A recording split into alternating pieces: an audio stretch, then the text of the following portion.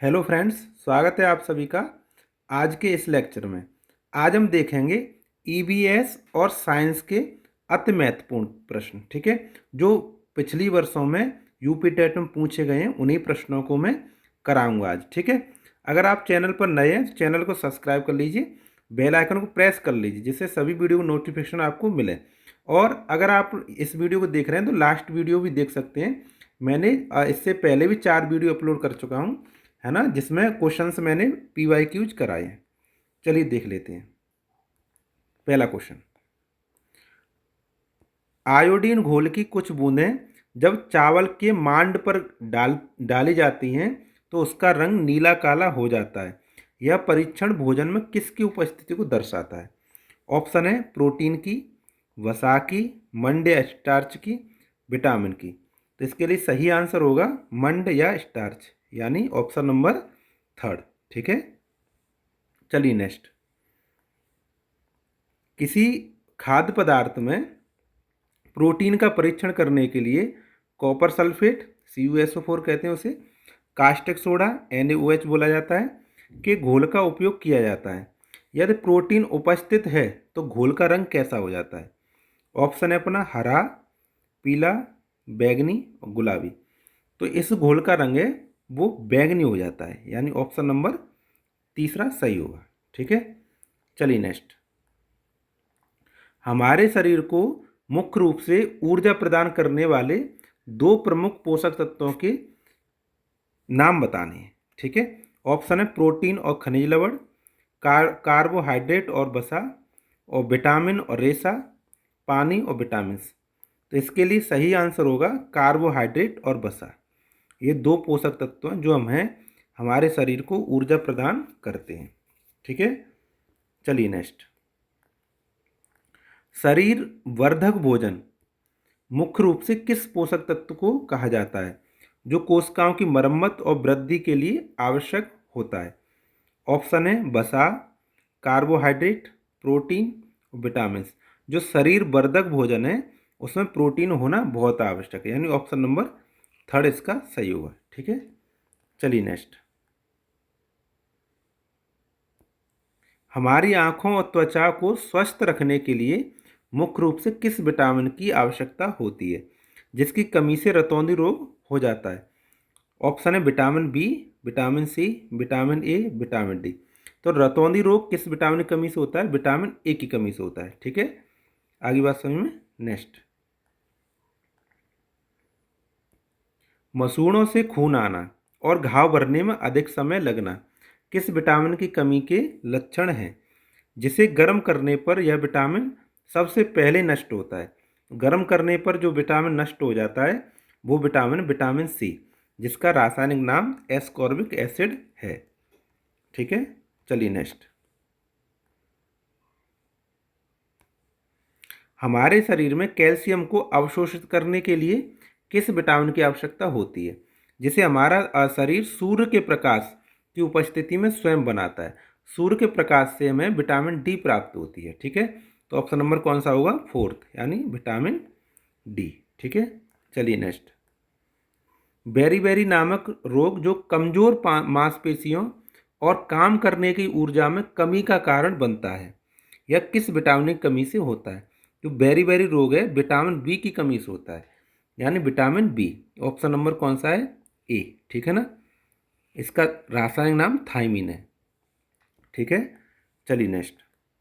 भोजन में उपस्थित वे आहारी रेशे जो हमारे शरीर को कोई पोषक तत्व प्रदान नहीं करते हैं लेकिन बिना पचे भोजन के बाहर निकालने में मदद करते हैं, क्या कहलाते हैं?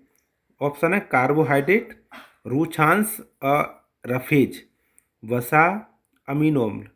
तो जो पचे हुए भोजन को बाहर निकालने का काम मदद करते हैं वो रूक्षांश या रफेज कहलाते हैं, यानी ऑप्शन नंबर बी इसका सही होगा। ठीक है, आपको अच्छे से याद कर लेने हैं, ये सभी प्रश्न परीक्षा में पूछे गए हैं। आज ऐसे ही मैं 60 क्वेश्चंस कराऊंगा आपको। ठीक है, 60 क्वेश्चन कराऊंगा जो कि पिछले सालों में पूछे गए हैं। नेक्स्ट, बच्चों में मानसिक विकलांगता और गले की ग्रंथि जिसको थायराइड बोलते हैं का सूजना, है ना, भोजन में किस कमी के कारण होता है?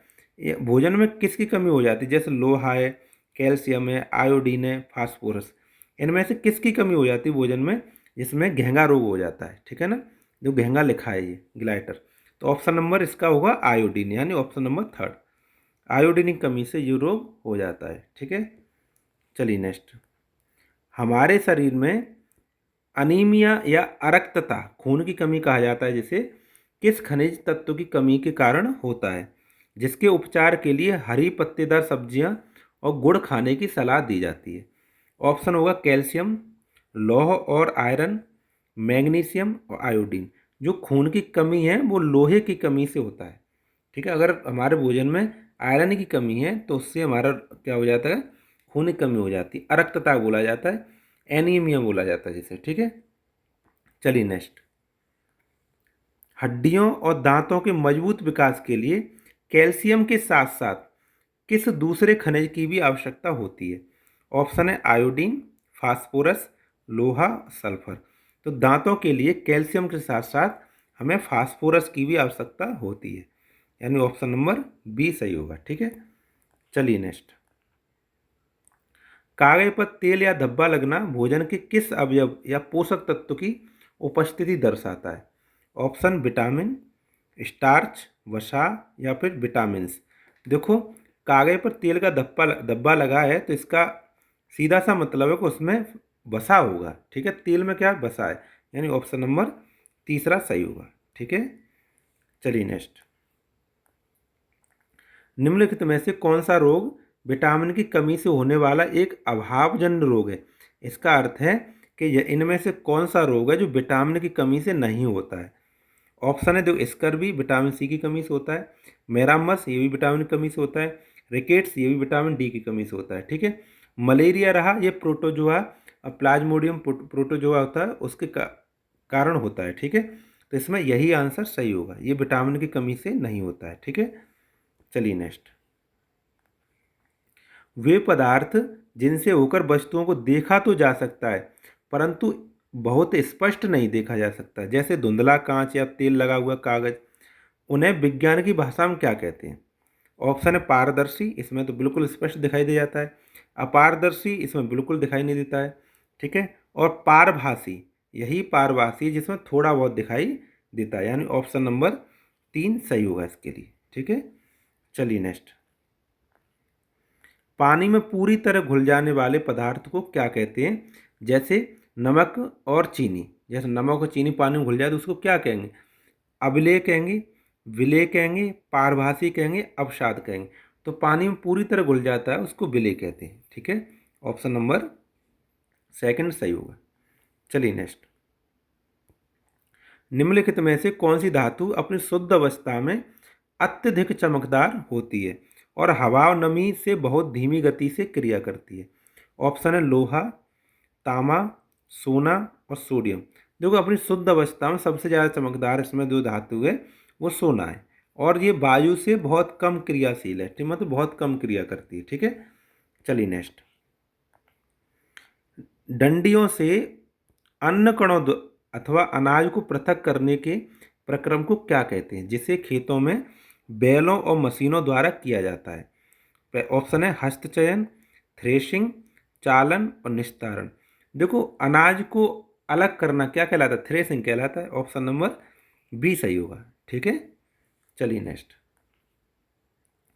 किस मिश्रण के भारी अवयवों को हल्के अवयवों से हवा के झोंकों द्वारा अलग करने की विधि, जैसे भूसे को गेहूं से अलग करना, क्या कहलाती है? अवसादन, निष्पादन, निष्पावन है, ठीक है, थ्रेशिंग और बाष्पन। तो भूसे को गेहूं से अलग करना क्या कहलाएगा? निष्पावन कहलाएगा, ठीक है, ऑप्शन नंबर सेकंड इसके लिए सही होगा, ठीक। नेक्स्ट, किसी तरल मिश्रण में भारी अघुलनशील घटकों के नीचे बैठने की प्रक्रिया को क्या कहा जाता है? कोई जो अघुलनशील पदार्थ है वो नीचे बैठ गया उसको क्या कहेंगे? निस्तारण, अवसादन, निस्पंदन और बाष्पीकरण। इसके लिए सही आंसर होगा अवसादन, उसे क्या कहते हैं हम, इस प्रक्रिया को क्या कहते हैं? अवसादन कहते हैं, ठीक है। चलिए नेक्स्ट, अवसादित मिश्रण को बिना हिलाए पानी को मिट्टी सहित ऊपर से धीरे से उड़ेलना, अलग करने की प्रक्रिया क्या क्या कहलाती है? अवसादन कहलाती है, निस्तारण कहलाती है, छानना या अबाष्पन। जो नीचे बैठ गया है उसको अलग करना निस्तारण कहलाता है। ठीक है ना? क्या कहलाता है? निस्तारण कहलाता है। यानी ऑप्शन नंबर सेकंड सही होगा इसके लिए। चलिए नेक्स्ट। चाय की पत्तियों को चाय से अलग करने के लिए, दूध से पनीर को अलग करने के लिए किस विधि का उपयोग किया जाता है, जिसे आम भाषा में छानना कहते हैं? ऑप्शन है बाष्पन, निस्पंदन और अवसादन और चालन। तो फिल्ट्रेशन कहलाएगा। छानना क्या है? फिल्ट्रेशन। यानी ऑप्शन नंबर बी सही होगा इसके लिए। ठीक है, चलिए नेक्स्ट।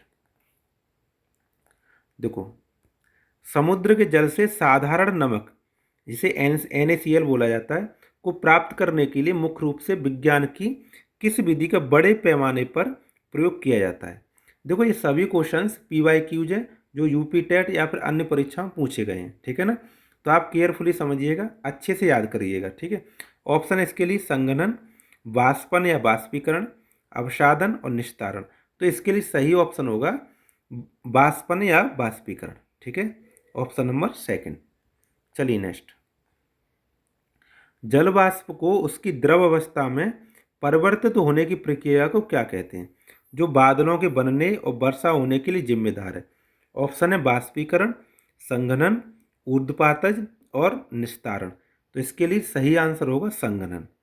ठीक है, संघनन प्रक्रिया जिसके बादल बनते हैं उससे वर्षा होती है। ठीक है, चलिए नेक्स्ट। ऐसा जिसमें किसी निश्चित तापमान पर अधिक विलेय, जैसे और अधिक नमक मिलाना हो या चीनी मिलानी हो, न घोला जा सके, वह विलयन क्या कहलाता है? संतृप्त विलयन, असंतृप्त विलयन, अति संतृप्त विलयन और तनु विलयन। तो वह विलयन संतृप्त कहलाता है, जिसमें चीनी या नमक जो भी घोल रहे हैं वो घुलना बंद हो जाए, वो क्या कहलाएगा? संतृप्त विलयन कहलाएगा। ठीक है, चलिए नेक्स्ट। यदि किसी पानी के संतृप्त विलयन को गर्म किया जाए, जैसे ही हम गर्म करेंगे तो उसकी घुलनशीलता पर क्या प्रभाव पड़ेगा? जैसे ही हम संतृप्त विलयन को गर्म करते हैं उसकी घुलनशीलता बढ़ जाती है, उसमें और भी पदार्थ फिर घोला जा सकता है। ठीक है, ऑप्शन है घुलनशील कम हो जाती है, घुलनशीलता बढ़ जाती है। तो यही ऑप्शन सही होगा, यानी ऑप्शन नंबर कौन सा होगा अपना? सेकंड। ठीक है, चलिए नेक्स्ट। अनाज से कंकड़ और पत्थर जैसी अशुद्धियों को हाथ से चुनकर अलग करने की सबसे बुनियादी और प्राचीन विधि का क्या नाम है?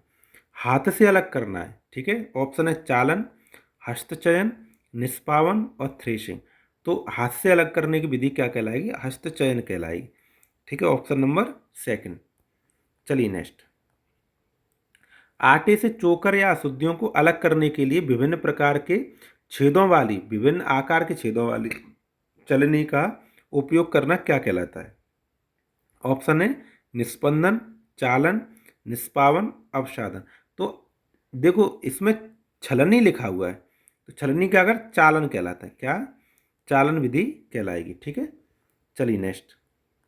कपूर या अमोनियम क्लोराइड को रेत के मिश्रण से अलग करने के लिए किस विशेष विधि का उपयोग किया जाता है, जिसमें ठोस सीधे गैस में बदल जाते हैं? जब ठोस सीधे गैस में बदल जाते हैं उस प्रक्रिया को ऊर्ध्वपातन कहते हैं। ठीक है ना? चलिए नेक्स्ट। पानी में घुली हुई चीनी को पानी से अलग करने के लिए बाष्पीकरण के बाद बची हुई चीनी शुद्ध रूप में प्राप्त करने की प्रक्रिया क्या कहलाती है? तो क्रिस्टल के रूप में प्राप्त हो जाती है। उसके बाद जब बाष्पन में पानी उड़ जाएगा तो क्रिस्टल प्राप्त होंगे उसके, तो क्रिस्टलीकरण कहलाएगी। क्या कहलाएगी? क्रिस्टलीकरण कहलाएगी। ठीक है, चलिए नेक्स्ट। वे पौधे जिनका तना हरा होता है और कोमल होता है तथा जो सामान्यतः छोटे होते हैं और जिसमें अधिक शाखाएं नहीं होती हैं, वो क्या कहलाते हैं? तो ऐसे पौधों को हम शाक कहते हैं, जैसे पुदीना है। ठीक है ना? ये क्या कहलाते हैं? सभी शाक कहलाते हैं। ठीक है, चलिए नेक्स्ट। वे पौधे जिनमें शाखाएं तने के आधार के पास से ही निकलना शुरू हो जाती हैं तथा कठोर होती हैं, परंतु अधिक मोटा नहीं होता है पौधा, उन्हें किस श्रेणी में रखा जाता है? तो ऐसे पौधों को हम झाड़ियों की श्रेणी में रखते हैं। ठीक है, कैसे ही श्रेणी में रखते हैं? झाड़ियों की श्रेणी में रखते हैं। ठीक है, जैसे नींबू, गुलाब। ऑप्शन है कि नहीं? देखो आगे देखेंगे। कमजोर तने वाले वे पौधे जो सीधे खड़े नहीं हो सकते, वे भूमि पर रेंगते हैं, ऐसे बेल होती हैं, इनको बेल कहते हैं, है ना। जैसे पुदीना, तरबूजा है, खरबूजा है, उन्हें क्या कहा जाता है? तो उसको क्रीपर कहेंगे, अंग्रेजी में क्या कहेंगे? क्रीपर, लता कहेंगे उसको, ठीक है ना। रेंगने वाले कहेंगे उसको, देखो रेंगने वाला लिखा हुआ है। तो ऑप्शन नंबर इसका बी सही होगा, ठीक है। चलिए नेक्स्ट, मनी प्लांट या मटर का पौधा जो किसी ढांचे या पड़ोसी पेड़ पर सहारा लेकर चढ़ता है, कोई यहाँ पे ऐसे कर पेड़ है, उसके सहारे से ऐसे ऐसे चढ़ता है ना, तो उसको चढ़ने वाले को क्या कहेंगे? क्लाइंबर कहेंगे। क्या कहेंगे? क्लाइंबर। हिंदी में अर्थ है इसका आरोही, ठीक है। ऑप्शन नंबर सेकंड होगा। चलिए नेक्स्ट, पत्तियों द्वारा जल की बूंदों को बाष्प के रूप में हवा में छोड़ने की प्रक्रिया को क्या कहते हैं, जिससे पौधे खुद को ठंडा रखते हैं? तो पत्ती द्वारा पानी को बाष्प किया जाता है, उसको बाष्प उत्सर्जन कहेंगे, यानी ऑप्शन नंबर सेकंड इसके लिए सही होगा, ठीक है। चलिए नेक्स्ट, पत्तियों के ऊपर सिराओं द्वारा बनाए गए डिजाइन को या फिर जाल को क्या बोला जाता है? तो पत्तियों के ऊपर जो डिजाइन बना होता है उसको सिरा विन्यास बोला जाता है। क्या बोला जाता है? सिरा विन्यास, यानी ऑप्शन नंबर सेकंड। चलिए नेक्स्ट, पीपल, आम और गुलाब की पत्तियों में पाए जाने वाले जैसे सिरा विन्यास मतलब डिजाइन ऊपर जाल को क्या कहा जाता है? तो उस जाल को हम जाल का रूपी सिरा विन्यास कहते हैं, यानी ऑप्शन नंबर सेकंड सही होगा इसके लिए, ठीक है। चलिए नेक्स्ट, घास, गेहूं और मक्के की पत्तियों में सिराएं एक दूसरे के समानांतर होती हैं, ऐसे अगर समानांतर होती हैं, इस प्रकार के विन्यास को क्या कहेंगे? देखो समानांतर होती हैं, समानांतर सिरा विन्यास कहलाएगा, ठीक है। ऐसे करके हम ऑप्शन को अलग कर लेंगे, ठीक। चलिए नेक्स्ट, जिन पौधों की पत्तियों में जाल का रूपी सिरा विन्यास होता है उनकी जड़ें मुख्य रूप से किस प्रकार की होती हैं? तो जाल का रूपी सिरा विन्यास होता है, उनकी जड़ें मूसला जड़ें कहलाती हैं। क्या कहलाती हैं? मूसला जड़ें कहलाती हैं, ठीक है। जैसे आम है, चना है, मटर है ना, इसके उदाहरण है। देखो, जिन पौधों में समानांतर सिरा विन्यास जैसे घास या धान होता है, उदाहरण है ये, है ना, उनकी जड़ें कैसी होती हैं? जिनमें कोई मुख्य जड़ नहीं होती बल्कि सभी जड़ें एक जैसी दिखाई देती हैं, उनको क्या कहेंगे हम? उनको झकड़ा जड़ जड़ कहेंगे, रेशेदार जड़ कहेंगे, जैसे गेहूं की है, धान की है, घास की है, ठीक है ना। इनको क्या कहते हैं हम? झकड़ा जड़ जड़ कहते हैं। ऑप्शन नंबर सेकंड होगा इसके लिए, ठीक है। चलिए नेक्स्ट, थोड़ा फास्ट चलाएंगे अब हम, ठीक है। समय थोड़ा रह गया, सब और क्वेश्चन ज़्यादा है, हमें 60 क्वेश्चन तक पहुंचना है कैसे भी करके, ठीक है। पौधे के किस भाग को उसका रसोई घर कहा जाता है, क्योंकि यह सूर्य के प्रकाश में भोजन का निर्माण करता है? तो रसोई घर किसे कहा जाता है? पौधे की पत्तियों को कहा जाता है, ऑप्शन नंबर थर्ड सही होगा, ठीक है। चलिए नेक्स्ट, फूल के केंद्र में स्थित तो उसका आंतरिक भाग जो पौधे का मादा जनन भाग कहलाता है, उसको हम स्त्री केसर कहते हैं। मादा जनन अंग को क्या कहते हैं? स्त्री केसर कहते हैं, यानी ऑप्शन नंबर सेकंड इसका सही होगा, ठीक है। चलिए नेक्स्ट, फूल का नर जनन भाग, जो नर जनन भाग आ गया, इसको पुंकेसर कहते हैं। क्या कहते हैं? पुंकेसर कहा जाता है, ना ऑप्शन नंबर सेकंड इसका सही होगा, ठीक है। चलिए नेक्स्ट, स्त्री केसर के सबसे निचले और फूले हुए भाग को क्या कहते हैं, जिसके अंदर छोटी छोटी गोल संरचना या बीजांड पाई जाती हैं, ठीक है। तो नीचे जो फूला हुआ भाग होता है उसको अंडाशय कहते हैं, उसको क्या कहते हैं? अंडाशय, यानी ऑप्शन नंबर सेकंड। चलिए नेक्स्ट, निम्नलिखित में से पौधे का वह कौन सा भाग है जो मिट्टी से जल और खनिजों का अवशोषण करता है और पौधों को मिट्टी मजबूती से जकड़े रहता है? तो ऑब्वियसली बात है, ये तो जड़ होगा, ठीक है। जड़े ही जकड़े रहता है जमीन के साथ में, ठीक है, ऑप्शन नंबर थर्ड। चलिए नेक्स्ट, हमारे कंधे और कूल्हे में किस प्रकार की जोड़ या संधि पाई जाती है जो अंग को सभी दिशाओं में घूमने की अनुमति देती है? जो हमारा कंधा है, हर दिशा में ऐसे ऐसे गोल गोल गोल गोल घूम जाता है, उस संधि को या फिर उस जोड़ को क्या कहते हैं? बॉल या सॉकेट बोला जाता है। क्या बोला जाता है? बॉल या सॉकेट, यानी ऑप्शन नंबर सेकंड इसका सही होगा, ठीक है। चलिए नेक्स्ट, हमारी कोहनी और घुटनों में किस प्रकार की संधि पाई जाती है जो केवल एक ही दिशा में, देखो हमारा घुटना ऐसे करके घुटना तो एक ही तरफ ऐसे को घूमेगा, ठीक है ना, उसको क्या कहते हैं? उसको हिंज या कब्जा कहते हैं, ठीक है। हिंज या कब्जा संधि बोला जाता है उसको। कब्जा एक ही तरफ से चलता है, जो गेट में कब्जा होता है ना। हाँ देखो, हमारी गर्दन और सिर को जोड़ने वाली संधि को क्या कहा जाता है, जिसकी सहायता से हम अपने सिर को आगे पीछे दाएं बाएं घुमा सकते हैं? तो इसको हम क्या कहते हैं? धुराग्र संधि बोला जाता है, धुराग्र संधि बोला जाता है। ठीक है, चलिए नेक्स्ट। हमारे ऊपरी जबड़े और कपाल के बीच कौन सी संधि होती है जो पूरी तरह से स्थिर होती है? स्थिर का दूसरा नाम अचल भी कहा जाता है, फिक्स। स्थिर का मतलब फिक्स, जिसे हिला डुला नहीं जा सकता, यानी इसको अचल संधि बोलेंगे। क्या कहेंगे? अचल संधि बोलेंगे। ठीक है, चलिए नेक्स्ट। ऐसे याद करने पड़ेंगे भाई।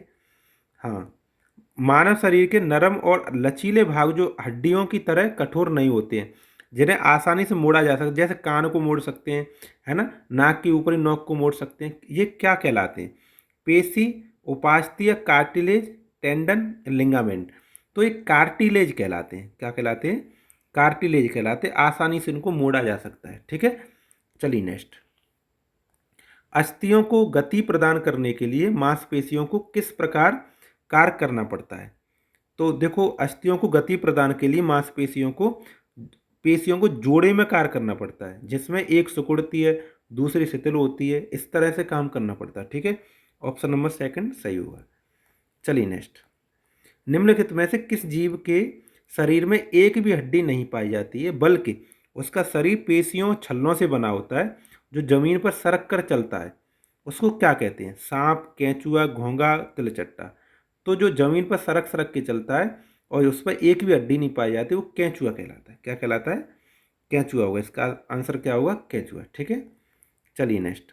केंचुए के शरीर के निचले भाग पर छोटे छोटे बाल जैसी संरचना पाई जाती हैं, जो उसे जमीन पर पकड़ बनाने में मदद करती हैं। इन्हें विज्ञान में क्या कहा जाता है? तो इसे विज्ञान में सूकर या फिर ब्रिसल्स बोला जाता है। ठीक है, इस ऑप्शन को, इस नाम को अच्छे से याद रखेंगे। चलिए नेक्स्ट। घोंघा अपने शरीर के ऊपर एक कठोर बाह्य कंकाल लिए होता है। यह कवच किसका बना होता है, ये बताना है। और यह किसकी उसकी गति में मदद करता है कि नहीं करता है? तो उसका कवच गति में क्यों मदद करेगा? ठीक है, लेकिन यह कैल्शियम कार्बोनेट का बना होता है, उसकी गति में यह मदद नहीं करता है, यानी ऑप्शन नंबर ए सही होगा। ठीक है, चलिए नेक्स्ट। तिलचट्टे के शरीर में कितने जोड़े पैर पाए जाते हैं और उसे चलने में मदद करते हैं? इसके साथ उसमें उड़ने के लिए पंख भी होते हैं। तो 3 जोड़ी पैर पाए जाते हैं, कुल 6 पाए जाते हैं, यानी ऑप्शन नंबर सेकंड होगा, 3 जोड़े या फिर 6 पैर। ठीक है, आगे देखो। पक्षियों की हड्डियां उड़ने के लिए किस प्रकार अनुकूलित होती हैं, जिसके कारण उनका शरीर हल्का होता है? तो पक्षियों की हड्डियों में वायु भरी होती है, हड्डियां खोखली होती हैं, वायु कोष्ठ वाली होती हैं, यानी ऑप्शन नंबर सेकंड सही होगा इसके लिए। ठीक है, चलिए नेक्स्ट। मछलियों का शरीर आगे और पीछे पतला होता है, बीच में मोटा होता है। इस प्रकार आकृति को क्या कहते हैं, जो उन्हें पानी में तैरने में मदद करती है? तो ऐसी आकृति को धारा रेखीय आकृति कहते हैं, जो कि वो धारा में उसको तैरने में मदद करती है। ठीक है, ऑप्शन नंबर सेकंड। चलिए नेक्स्ट। सांप जमीन पर चलते समय किस प्रकार की गति प्रदर्शित करता है? देखो, सांप ऐसे ऐसे ऐसे चलता है, ऐसे ऐसे ऐसे ऐसे, तो बलय लूप बनाते हुए चलता है, ऑप्शन नंबर सेकंड सही होगा इसके लिए। ठीक है, चलिए नेक्स्ट। प्रसिद्ध प्राचीन पुस्तक गेट ऑफ एनिमल्स के लेखक कौन है? तो गेट ऑफ एनिमल्स के लेखक अरस्तु हैं, यानी ऑप्शन नंबर सेकंड बिल्कुल सही है। ठीक है, चलिए नेक्स्ट। किसी सजीव पौधे या जंतु के चारों ओर का वह परिवेश जिसमें वह रहता है, रहने वाला है, ठीक है, तो आवश्यकताओं को पूर्ति करता है, वो क्या कहलाता है? तो रहने का स्थान है, वो आवास कहलाता है उसका। ठीक है, क्या कहलाता है? आवास कहलाता है। ठीक है, देखो ये इसमें इसमें 135 क्वेश्चन हैं। कितने? 135 क्वेश्चन हैं।